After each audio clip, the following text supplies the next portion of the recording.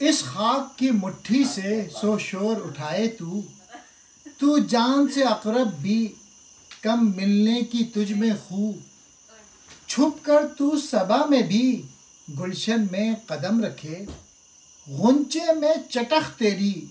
پھولوں میں ہے تجھ سے بو، مغرب رہا بیگانہ مشرق ہے سب افسانہ، ہے وقت کے عالم میں نقش اور اٹھائے تو،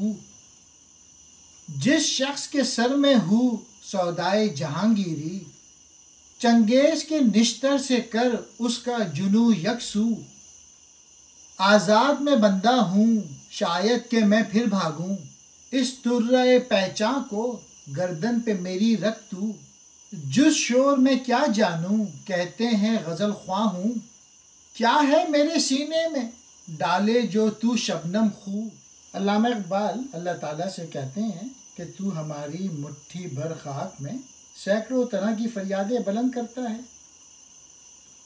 دوسروں سے کم ملنے کی عادت رکھنے کے باوجود تو ہماری جان سے زیادہ نزدیک ہے، یعنی شہرک سے بھی زیادہ قریب ہے۔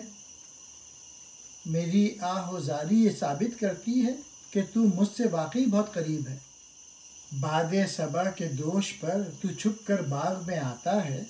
اور پھولوں کی طرح بکھری ہوئی خوشبو اور بند کلیوں میں گھل مل جاتا ہے، پھولوں کے حسن اور کلیوں کی خوشبو میں تیرے ہی جلوے موجود ہیں اللہ تعالیٰ۔ اے اللہ تعالیٰ، اہل مغرب تیری عظمت سے بے خبر ہیں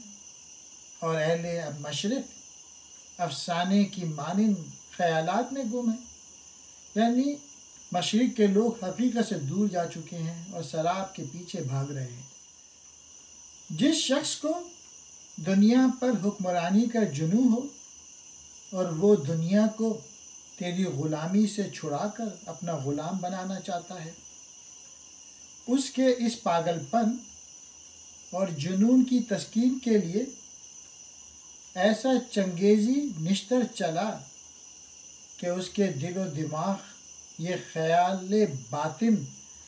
فاسد خون کی طرح بہہ جائے اور وہ یہ بات سمجھ لے کہ اصل حکمرانی تو اللہ ہی کو ہے۔ اے اللہ تعالیٰ، میں تیرا ایسا غلام ہوں جو کسی قسم کی زنجیروں میں نہیں جکڑا ہوا، ہو سکتا ہے کہ زمانے کے اطوار مجھے تجھ سے باغی کر دیں، ایسے میں تو اپنے اس بل کھائے ہوئے گیسوؤں کو میری گردن کے گرد لپیٹ دے تاکہ میں کسی وقت بھی تیری غلامی سے دور نہ جا سکوں۔ اور آخری شعر میں علامہ اقبال کہہ رہے ہیں، میں تو نالہ و فریاد کے سوا کچھ نہیں جانتا، لوگ تو یہ کہتے ہیں کہ میں غزل پڑھ رہا ہوں، یہ کیا چیز ہے جو تو شبنم کی طرح میرے سینے پر گرا رہا ہے۔ یعنی اقبال کہہ رہے ہیں لوگ مجھے شاعر سمجھ رہے ہیں، حالانکہ میں تو تیرا پیغام لوگوں کو پہنچا رہا ہوں۔